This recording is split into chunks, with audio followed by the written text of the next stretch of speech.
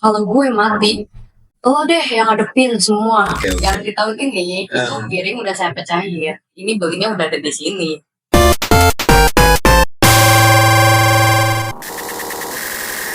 Halo, ada di Bogor. Sama gua Kanjeng Anton. Bogor punya cerita, kita yang ceritain. Dan kali ini kita kedatangan Mbak Nuri.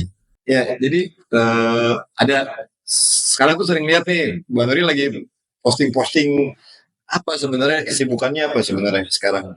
Kalau sekarang yang jalannya sih lagi bisnis properti ya Om, Oke. sama lagi jalani ini outbound. Om, gue dipanggil Om. Tapi nggak bagus sih. Soalnya emang beda setahun ya. Di properti IO, oke. Iya, Bagi betul. waktunya gimana nih Mbak Nuri? Sesibuk kan sibuk pasti nih. Ya lumayan sibuk sih. Cuman kalau IO itu kan memang udah ada juga ya, ada tim juga yang membantu. Jadi kalau misalnya saya lagi jalanin atau lagi survei kemana, itu Iya. ada tim yang Ada handle tim, juga. ada tim ya. Iya. Boleh nanti IO-nya di Boleh, sanding. boleh. Ya, ya, LN organizer ya. Terus propertinya nih memang skopnya Bogor, Bogor. Iya, di Bogor aja sih. Karena sekarang lagi ini juga lagi banyak kerjasama untuk jual resort, Resort hotel ya. villa, Villa. banyaknya. Tadi pas sebelum di sini di bawah, sebelum naik saya sempat dengar lagi teleponan Cipendawa gitu ya, Cipanas ya. Oh, Proyek iya. apa nih sebenarnya nih? Itu ada rekanan yang ngajak kerja sama Pak untuk mengelola lahan di sana di Lahan? Cipendawa. Iya, cukup luas. Udah ada bangunan villanya juga. Udah ada villa. Iya. Oke. Nah, di sana kita nanti ngajak kolaborasi nih untuk event, outbound, dan Berarti menerima open collapse ya? iya. Open collapse. Jadi di develop lagi ini beberapa villa-villa tadi mungkin gitu. Iya. Oke. Mungkin nanti di konsep lagi akan ada tempat wisata atau Wih, keren ya. Kapan kita bisa collab di sini? Segera ya. boleh. Rencana ada di Bogor bakalan jadi salah satu Manajemennya? tim manajemen juga di sini. Boleh, bisa. Tapi kan ya ini balik lagi nih Bang Edi. Dengan kesibukan tadi ya ada dua bidang yang sekarang berarti di jalan sebagai seorang pelaku usaha ya di Bogor segala macam. Kita ini belum dengar nih sebenarnya backgroundnya Mbak Nuri itu sampai kan nggak langsung dong, nggak langsung tiba-tiba memutuskan untuk sekarang menjadi ahli properti terus juga IO gitu kan. Awal-awalnya tuh apa sih yang dijalanin? Dulu saya nggak bisa banget namanya Nggak bisa. jualan, nggak bisa. Pertama kali saya disuruh jualan sama ibu saya, mau dibuatin butik nih, udah dibuatin apa ya? Butik udah dibuatin, oke. Pokoknya Udah toko. suruh belanja dulu ke Tanah Abang karena dulu belum ada marketplace gitu ya. Jadi offline langsung Iya. datang ke Tanah Abang gitu, oke. Nah, karena memang tidak ada yang mengarahkan dan Sendiri nih, benar-benar sendiri. dari Oke. keluarga tidak ada yang tahu bisnis juga, ya, jualan ya, juga. oke. Akhirnya saya ke Tanah Abang. Ya. Orang kan harusnya kalau buat jualan beli satu poli. Iya. Jadi Partai saya besar beli lah. satu. Jadi harga pasarannya Ini segitu. karena suka terus dipakai sendiri kan? Ya ujungnya ada yang Oh dipakai. iya. Ya terus juga kan. Itu bisnis pertama butik berarti ya? Iya itu pas masih umur berapa ya 17 tahunan. 17 ya. Iya jadi. Saya 18 sekarang. Oh. Jadi memang belum ada pengalaman Iya, seperti tapi itu. memang keinginan kuat sebagai seorang pebisnis sudah dimulai dari Belum usia. lah. Oh, karena ada cuman mama tuh pokoknya nih dibikinin butik Ya, gitu ya. biar ada kegiatan. Akhirnya sempet tuh udah mulai ada toko oren ya. Cuman memang belum mana orang-orang belum masih awam ya. Masih ya, ini gimana cara jualan Ya. toko oren? Saya beli ini masker. Dulu belum kenal angka 3 mungkin ya, jadinya belum. Iklan terus. Saya beli masker biasa di skincare kayak gitu ya. Skincare, Toko oren oke. itu kayak lu pakai apa sih? Gue pakai masker ini. Kok bisa dikelopekin dulu ada yang fill up mas? Iya, nggak komedo apa segala macam. Iya, gue mau. Iya. Jual. Di situ ngerasa 1 bulan saya dapat profit itu 1.300.000. Di rumah aja dong. Sebagai satu prestasi waktu itu Iya. ya. Jadi saya mikir, ini modal bisa diputar Putar lagi lagi. kan, gitu. Karena lumayan kan untungnya dan karena waktu itu belum banyak yang tahu harga di marketplace. Otomatis saya kan. Oh jadi berarti di marketplace, kemudian jualnya online, kan? Iya. Tahu jadi kan belum tahu dong harganya gimana. Iya. Kesana lagi saya buka usaha ini susu formula, popok bayi, Oke. ya, dan Baby keperluan. kids lah ya, Iya. baby shop. Karena Iya. saya melihat peluang gitu. Iya. Di daerah saya belum ada nih yang jual. Oke. Jauh gitu kan. Iya. Untuk ke minimarket aja pun ya, itu kita jauh, mesti naik angkot, naik motor. Nggak semarak sekarang. Iya, jadi ya udah saya memutuskan oke lah kita buka nih. Di rumah ada lagi juga toko. Saya sewa toko. Sewa toko di rumah. Pinggir jalan. Baby shop. Ya. Nah, udah gitu lanjut frozen food itu masih ini masih online. PO, sistem PO. Iya. Order saya belajar jauh ya dari Cibadung ke Cioma sampai itu daging durian ya Om. Iya. Jatuh di pasar kuda tuh. Itu semua sampai dipungutin lagi ya sampai ya. Tapi karena memang mencintai akhirnya jadi senang sama. Karena senangnya juga karena banyak yang order super itu yang jadi semangat. Iya. Sampai yang tadinya nggak punya freezer bingung tadinya mau kredit kemana tapi akhirnya bisa punya freezer juga. Akhirnya dari situ tuh ya. Iya. Dari keuntungan itu diputar aja sama susu sama kopi. Jadi susu jalan, frozen food jalan. Iya. Waktu itu jalan. Okay. Akhirnya di situ ngerasa kayak bisnis seru, menyenangkan. Saya jadi banyak teman, banyak kenal dari reseller juga, dari rekan kayak sesama penjual frozen gitu ya. Berarti ada memang maksudnya selain dana sendiri, apakah memang ada dana lain gitu? Kalau dana lain enggak, tapi kadang ada teman gue titip ya di toko lo. Oh gitu. Atau misalnya ini lu jualan parfum gue, lu posting deh. Nanti kalau misalnya ada jadi kita nggak perlu modal untuk beli barang. Iya. Pernah juga saya buat brand parfum sendiri. Ternyata setelah saya buat brand parfum itu, memang ternyata bisnis itu nggak bisa asal-asalan ya, teman-teman. Saya jualan di toko oren, itu lumayan laku. Tapi produk saya diblokir karena ada yang memakai brand yang sama namanya dengan brand saya dan dia sudah mendaftarkan di Haki. Nah, jadi ini catatannya teman-teman ya. Jadi kalau misalnya pemilik brand ini juga harus aware terhadap regulasi-regulasi di toko oren maupun secara legalitas. Iya. Kan begitu ya? Ya, kan kebanyakan kita brand pakai ini, pakai aja main aja yang penting ada logonya apa jadi gitu. Iya, tapi ternyata kalau udah ada yang daftarin ke Haki udah kita kalah. Jadi kalau blokir. Iya sih, pernah ada kasus juga. Saya pernah ngalamin, saya pegang satu klien dan kita sudah jualan lumayan banyak ya waktu itu. Wah, itu ternyata dia komplain ke kami kan, komplain ke kita. Setelah kita analisa, kita pelajari, ternyata kasusnya adalah sama kayak Mbak Nuri tadi. Ada brand besar yang punya uang terus mengurus administrasinya secara baik dan benar gitu. Itu baru saya berjalan setahun parfum saya. Iya. Dia baru saya lihat ini baru dia. Iya betul ya, di situ saya udah agak gini. Jadi saya ganti nama brand saya. Ganti brand. Ya, tapi juga memang kesalahan saya itu menurunkan pasti. Iya. Yang tadinya saya EDP jadi EDP yang di bawah. Supaya harganya ya. Tapi kan memang ternyata karena di sini ada ini loh, ada ahli parfum. Iya. Kalau EDP kan memang enggak setahap lama. Nah, benar nggak udah menjam. Jadi ini yang membuat si toko ini beda sama toko yang sebelumnya. Dengan ganti brand aja, jadi mereka tuh harus semua lagi apa nih? Itu memang beratnya branding. Saya juga harus memulai lagi personal branding lagi. Ini loh produk itu berat ya, proses kan? Betul. Proses lagi akhirnya ya udah parfum stok gitu kan. Bisnis juga sempat saya maklon juga. Sempat serum udah berbagai. Jadi memang harus banyak kan, karena gini ya, ada yang bilang orang ini baru berapa kali, baru 2 kali 3 kali usaha udah nyerah gitu kan.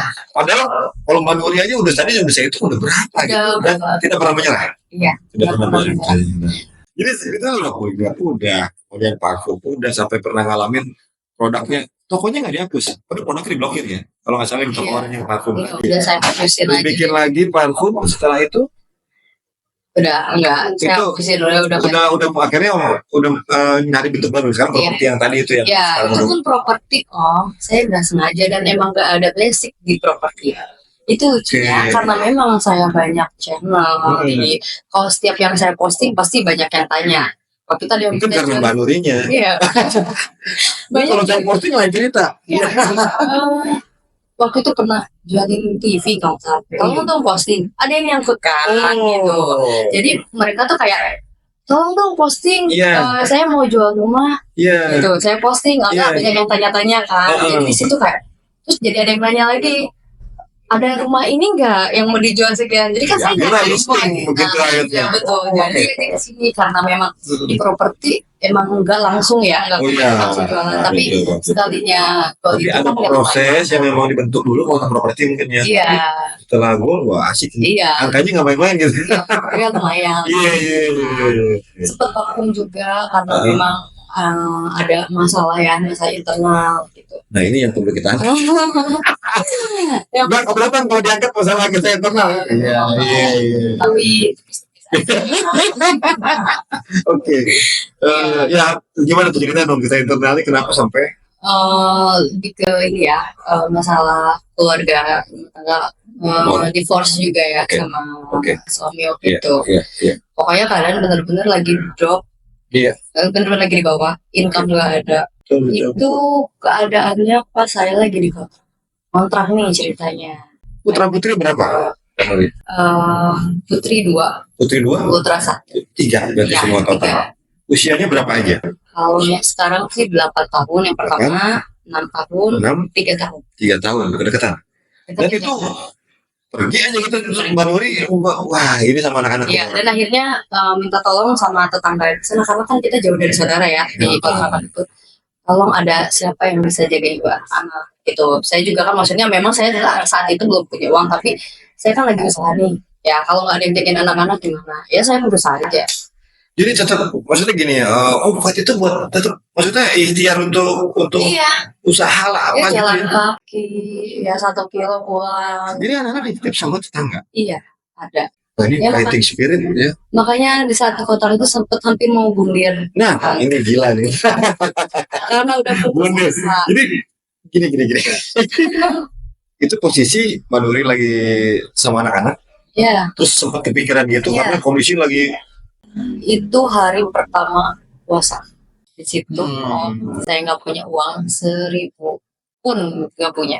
Sampai akhirnya benar-benar survive di kontrakan itu. Karena sebenarnya mantan suami itu kan ya ninggalin saya dengan beberapa apa ya, problem ya, terutama satu ninggalin warisan tanah. warisan tanah dan warisan Ya, Jadi Ya, jadi- tagihan-tagihan mantan suami juga ditujukan ke Mbak. ya intinya ya istilahnya ada tagihan bersama pun jadi saya Oh, tagihan bersama. sendiri. Iya. Ada lagi ya pokoknya semua saya ngadepin, saya yang dimarah-marahin, saya yang Oke. dimaki-maki. Itu masih dalam kondisi Ramadan lah.